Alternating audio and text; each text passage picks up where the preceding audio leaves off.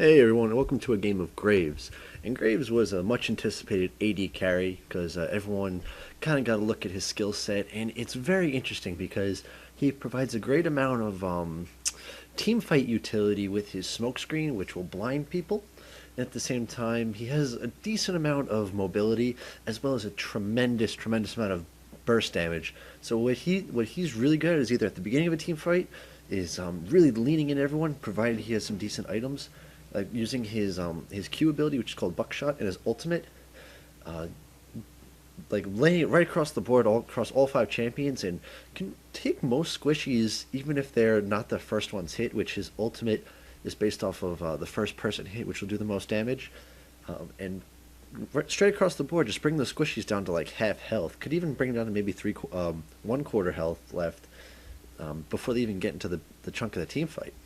Or at the very end of a fight, provided he's still alive, use those abilities to clean up kills and allow his team to move through the map and take objectives.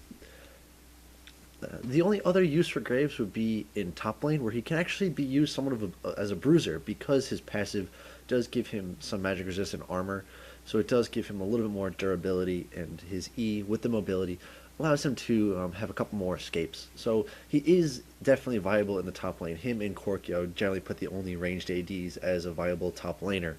With that being said, though, I'm going to cut here and I'm going to go straight into the video. Alright, hello everyone, and we're going to try this one again and do a Graves game. I tried doing 2 games from another submitter, and it seemed like the replays were just bugged, and not much I could do about that. I tried doing them several times, and it was to no avail. So we're going to do a different Graves game, and this one's going to be coming from FU, or UFU. I'm pronouncing it FU, and that may be a little bit improper. But his teammates are going to be comprised of Swain, who will most likely be in the mid lane, Teemo top, Maokai in the jungle. Oh, excuse me, Malphite in the jungle, and then Soraka with Graves. And Soraka Graves is an extremely potent lane combo. They can be tremendous bullies, and then from there really deciding how the late game is going to go. And the other team, we've got a Brand at mid, who I believe he actually beats Swain early, but if Swain manages to survive to 6, he can really do a number to Brand. Nocturne jungle with his global ult can be really scary. Fizz, he might be going top, but he also really does a number on Swain because of his healing debuff. It's like having an ignite, but all the time. So actually, more than likely seeing him mid, and possibly seeing Brand go top, which would be rather fun to watch. And then in the bot lane, we've got Corki, who is a very strong late game carry, and if he gets any sort of lead, he can secure a lead for his team easily because he has so much poke damage and burst damage. It's kind of a double threat right there. And then with a Taric with his stun and armor shred, and Taric can also do quite a good bit of burst at level 6. So we gotta watch out for that coming out of these two with their burst and poke. Anyway, let's get right into it as I almost end the recording.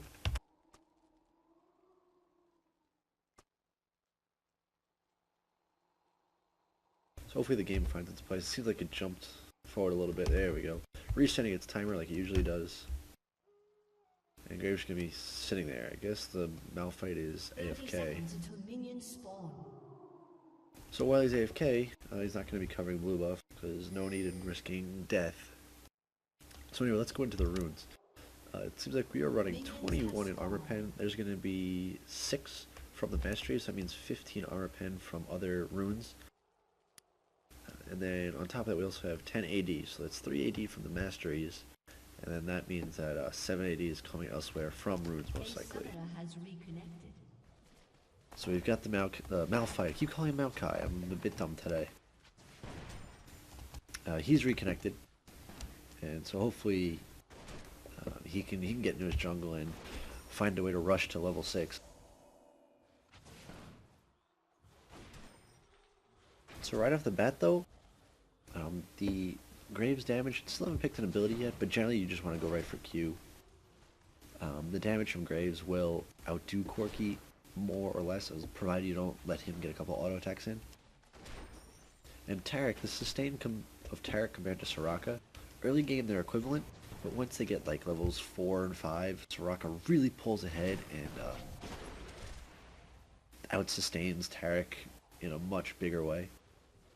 So your goal right here is going to be to just constantly get some poke in.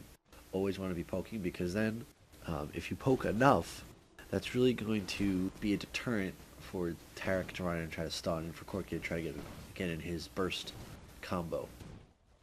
Now people don't really know how to burst with Corki.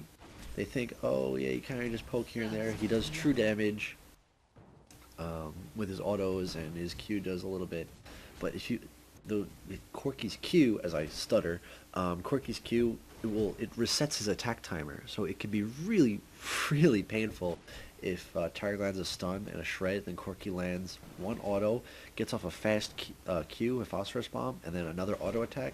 That right there at low levels can get anyone down to below half health and make it very scary for from then on out. So pushing the lane, it's actually a really good call because that forces Corki to try to last hit under the tower, and it gets tough to last hit under the tower early on for any AD unless you're really practiced in it. Because even with the Doran's Blade that Corki has, it's an awkward amount of AD, and the tower makes it rather interesting to last hit on. Because you see, he looks like he's missing a couple CS right there. You kind of see the tower taking that last hit. But one thing we're gonna notice here is Corki went Doran's Blade, so it's gonna give him a little bit of lifesteal, but Tarek's healing is pitiful. Like Tarek's goal is to get that armor buff going up nice and high. It seems like he's already got 2 points in it.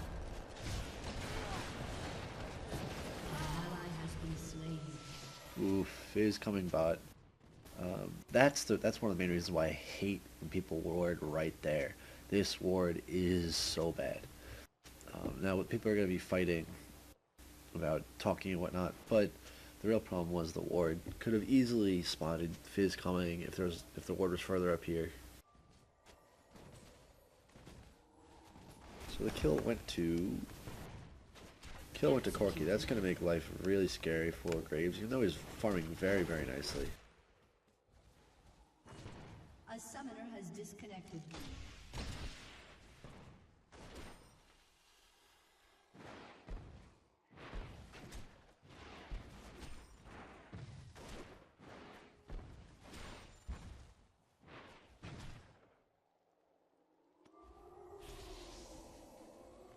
So now it looks like the other guys went back. So what you really want to do right now is Soraka can give you a little bit of mana. You want to push this lane as hard as you can, and then from there, go back and buy, because you have a farm advantage, which isn't quite counteracting Corki's farm yet, because I believe you need around 19 CS to equal a kill. So if you can manage to really push hard and go back and grab double Dorans, which is what you want to get almost every single time. Like, I don't really see an exception besides getting a single Doran's Blade and then some other damage, because that health is crucial for lane phase. Crucial. And especially if like there manages to be a fight, like a gank or some sort of big fight. That 160 health could be the difference between you living and you dying. So Corki went back to buy. He got Berserker's Greaves and a Doran's Blade. Looks like he may have gotten double golems on his way back, which is why his health is already so low.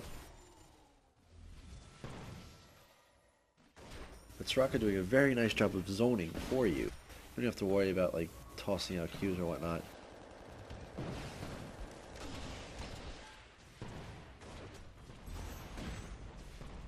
I like putting the smoke bomb between you and Corki, because Corki's low health. At the same time, Tarek's there to stun and could potentially burst, but putting a smoke bomb there, right in that location in between you two, means that Corki has to try to get to you to auto attack, but once he walks that smoke bomb, he simply can't. So you can be stunned, you can eat Tarek's stun, but Corki then right after that can't do much of anything because he can't see you.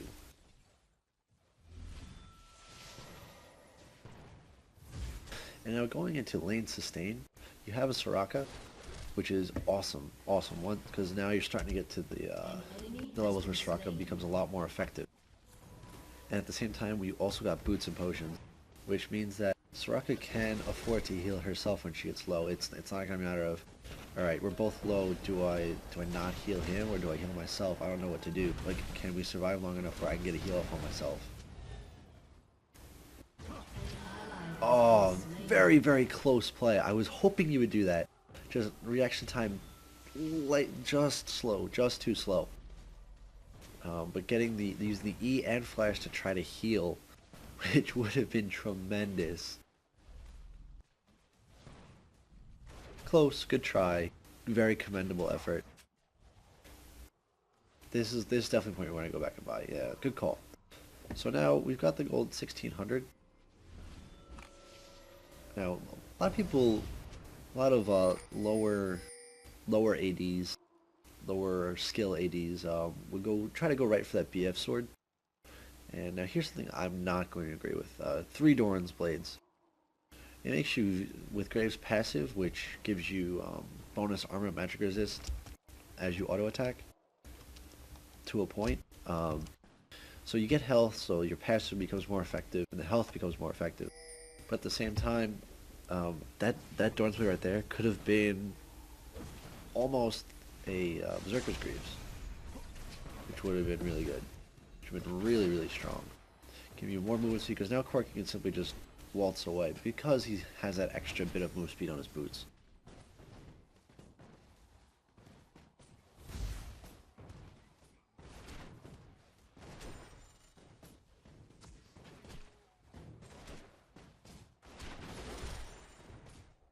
So the Q dealing a big amount of burst damage over a cone. It's called Buckshot. So at rank 3, it's dealing 130 plus 34 physical damage. Let's see, looks like it scales relatively well with your AD.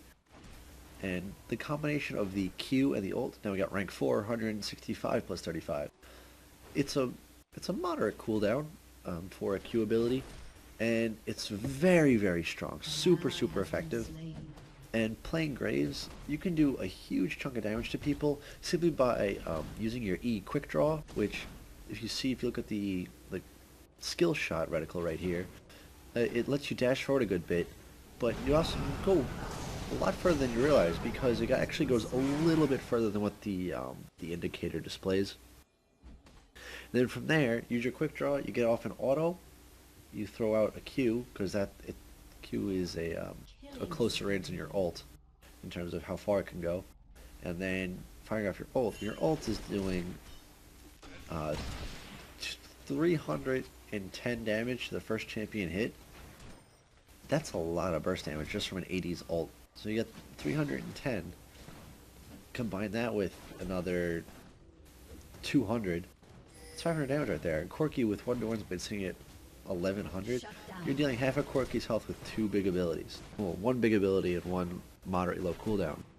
So the way you play Soraka Graves is you just constantly use EQ. Constantly use EQ. E and use your Q. E and use your Q. Because Tarek cannot sustain that for the 2 of them. It's just not going to happen. Since Soraka can keep giving you mana, keep feeding you mana, and then eventually they're going to get to a point where, oh, they have 500 health. Let's do it, Soraka. And she'll auto attack, and at the same time you'll E, Q, and R, and that will destroy them, absolutely decimate them. I'm going to fast forward through this a little bit, getting kind of boring with the farming. But we have really nice CS. The 11-minute mark looking at 83 CS. I believe in the email you said you were 1300, I think. I'm not positive, 1300 ELO. So that's really, really good. Having some nice experience playing the AD carry.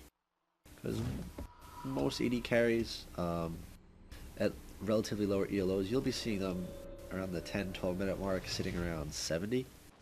So being 18 CS ahead of the curve shows that you are stronger than the ELO that you're currently in, at least in terms of farming. So once again, having this ward right here, I do believe Fizz was pinged for going down to bot. Yep, and there he is right there. So this is going to be not so good for any of you guys.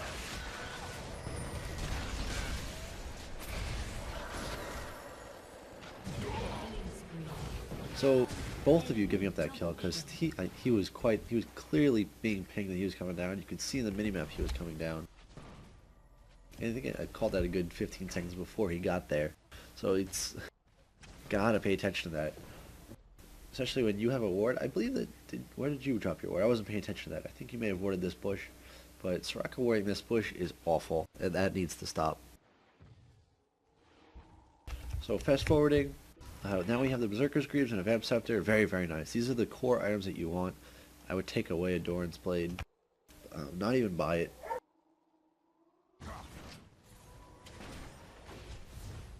Because you'll have to think of how effective is your gold as you spend it.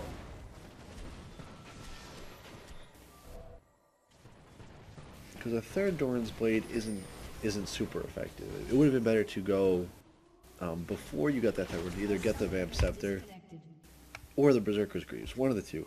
Because you already got 6% life steal from the Doran's Blades. So with the third one, you got 9.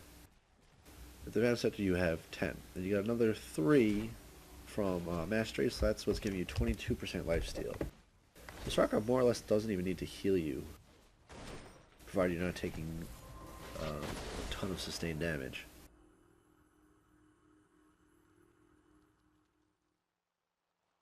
An enemy has been slain. So Swain seems like he's carrying pretty hard, 5 to 1, no, 5 kills to 1 death. But the only problem is you're going. There's a Corki here with a Bloodthirster, 4-1 Corki, double Doran's Bloodthirster. That's gonna really put a hurt on you. That was a really smart choice on Corki's part because he knows Tarek's sustain is so low.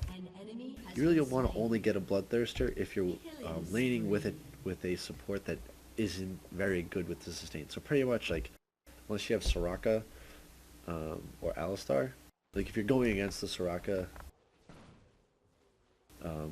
unless you have Tarek or Alistar, and Tarek generally not ranking up heal very quickly, you're going to want to get a Bloodthirster.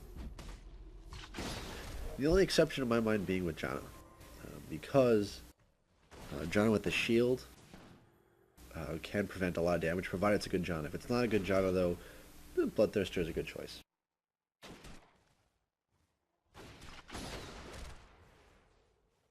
You also have to think about another term of one of the terms of buying a Bloodthirster is am I leaning against a champion that's dealing heavy harass or no? Because if they don't deal like good chunks of harass, then what you want to do is you just want to grab the Vamp Scepter and leave it as such. Like right now, we got a Vamp Scepter right here.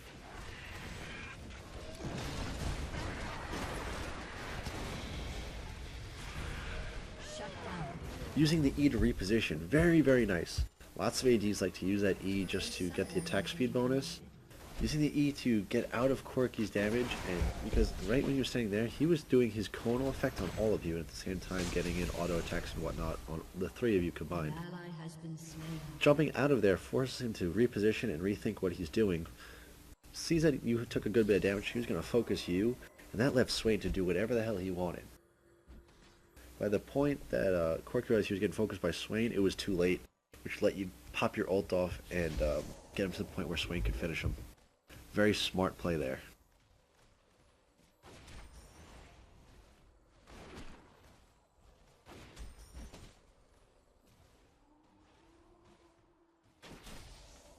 Back to farming, going to fast forward through it.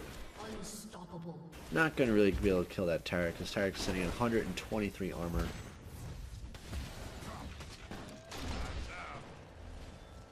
Now, a problem with Tarek Corki is they have so much armor shred. Even with Soraka's armor buff, they're gonna put some big pain into you because Corki's E, his Gatling gun, provides a lot of armor shred over time, and then Tarek's W, his Shatter, does a burst armor shred and burst magic damage. So going back, we're at an awkward amount of gold. Getting a pickaxe I don't agree with. I would have definitely sold that one Doran's Blade to pick up the BF sword. You're not going to be able to win trades now because just a pickaxe, you're not going to compete with Corki because his auto attacks are dealing true damage. Even if your Q deals a lot of burst damage, the true damage from Corki with 200 AD more or less is going to really inflict some pain.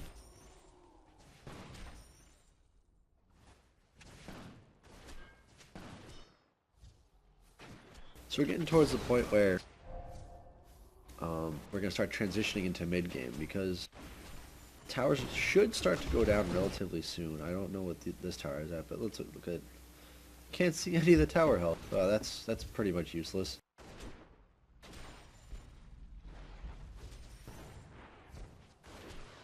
But now here's one thing you need to notice is this could have been a bait for a gank. So definitely want to play this a bit more carefully. It's a good thing that your team is pinging for Nocturne ults. That's a big help. But when they're sitting right in that tower at low to moderate amount of health, and they're really getting in your face, you gotta be careful with that. Gotta be careful when you use your abilities and what you do, because more times than not, there's going to be in this bush right here. Let's say their mid lane's Fizz. Fizz could be sitting here, Nocturne's sitting here, just waiting to ult in. They are just waiting to kill you.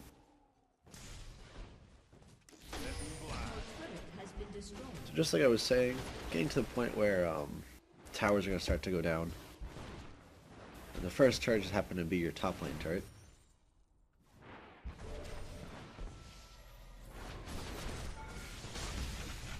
You see just the sheer burst coming out with all that armor shred and magic damage. It's really hard to compete with a lane doing hybrid amount of damage. Just like I said, not gonna be able to compete with the 200 AD from Corki on top of the burst from Taric. You got true damage from Corki, which is it doesn't add on the true damage, but just looking at 854 damage. 270 damage just from auto attacks. And on top of that, we've just got the magic damage, which is another 300, 350-ish. It's not going to feel too good. Your team has destroyed a turret.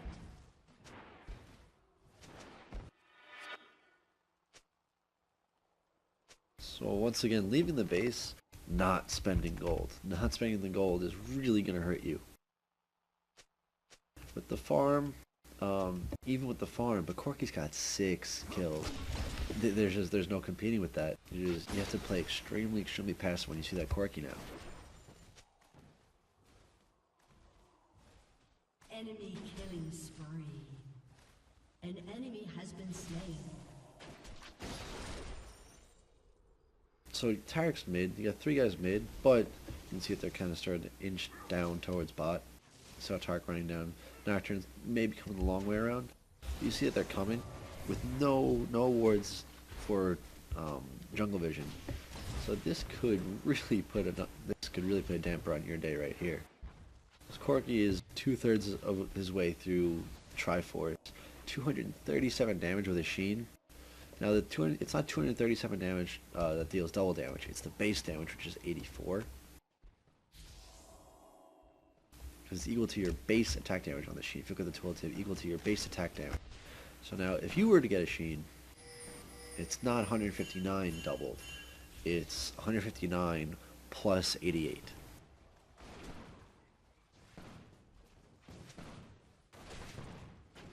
And that's where people kind of go wrong in terms of itemization.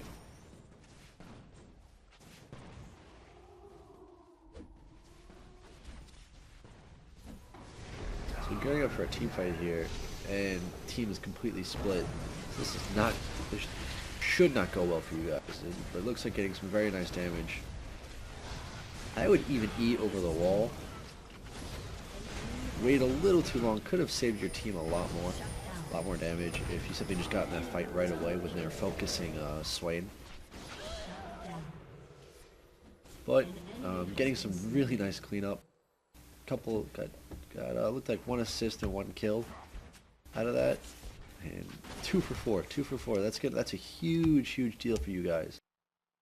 Even if they did get dragon, because now you guys can push towers.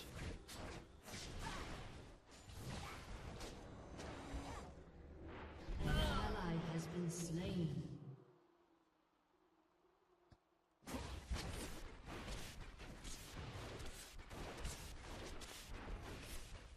Your team Alright, so now we're looking at almost 3,000 gold. That's easily Infinity Edge. Oops, oh, Fizz coming in. If he would just stayed stealth, would have been fine. That is a strong Fizz. Fizz is a very, very strong champion, and I don't think you're going to be able to duel him with the items that you currently have.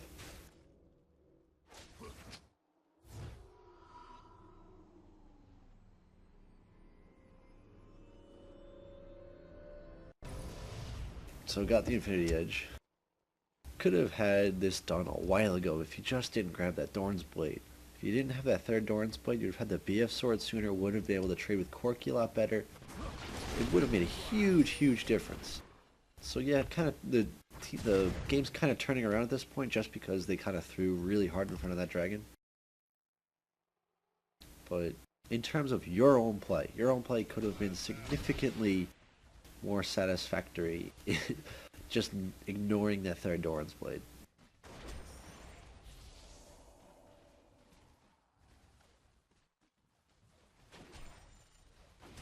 So Infinity Edge, it actually does outscale a Bloodthirster as an individual item, but now Corki also has a Triforce.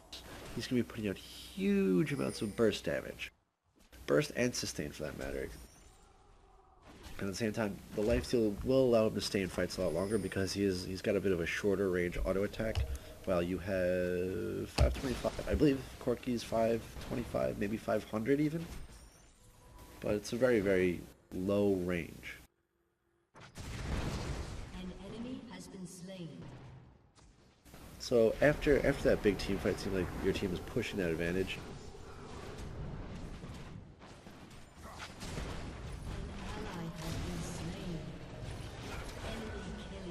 Oh, barely missing out on that kill. Did he have exhaust? Nope. Corki running heal. He got healed just before your ult managed to land on him. But still push him out of lane so you're able to get a lot more farm and a good chunk of damage onto this tower. So outclassing Corki in farm by roughly 40. So that's going to make up for 2 kills, maybe 3. So, and then you got 2 more assists, so I'd say that you're roughly 3 to 4 kills behind Corki in terms of gold. But at the same time, I believe they got 2 dragons. So I know I'm kind of rambling on about how much gold you have, but in terms of thinking of how you class up to Corki, I'd say that you are roughly 6 kills behind in gold, even with the farm difference, because he's going to catch right back up since you left lane.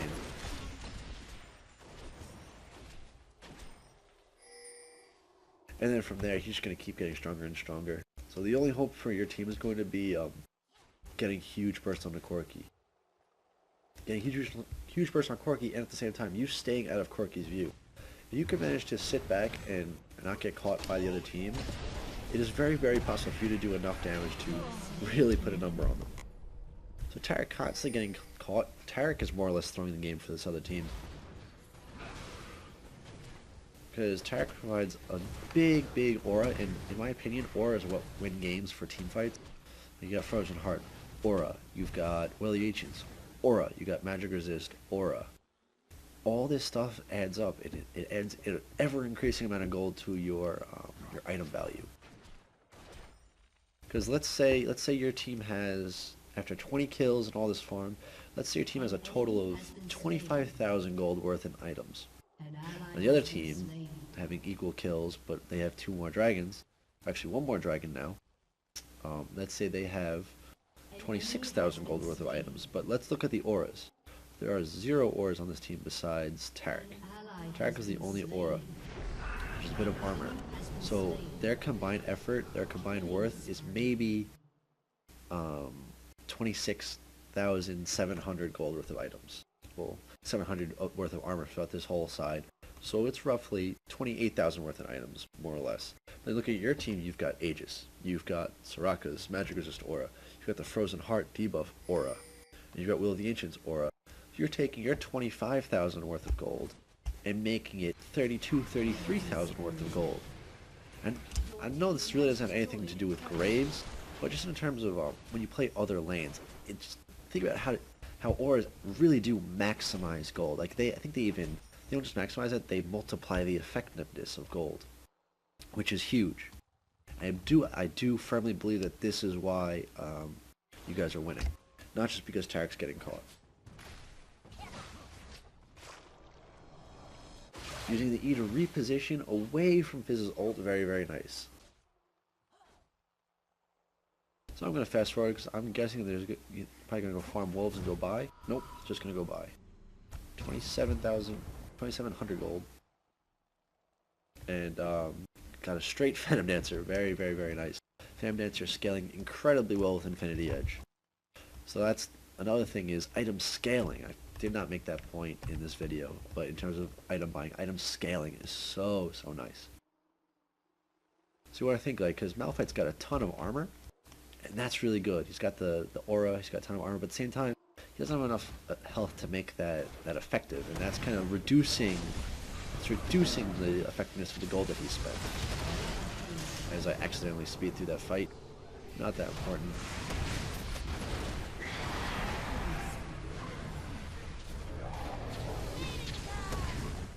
I'd like to see a heal used on the Swain, but I guess not. An enemy has been slain.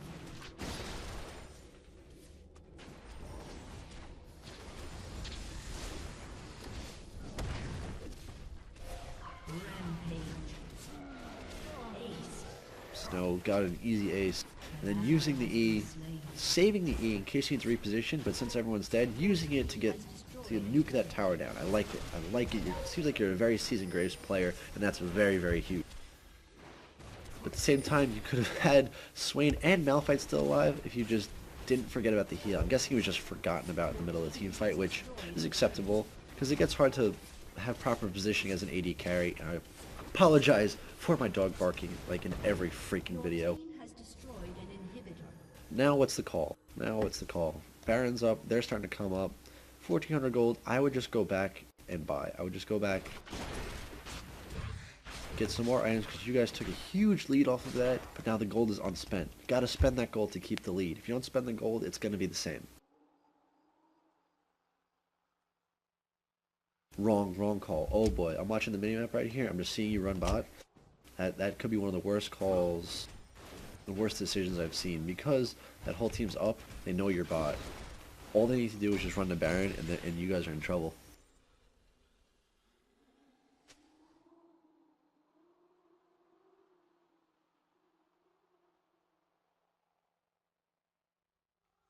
Still not going back to buy. I'm not liking this call.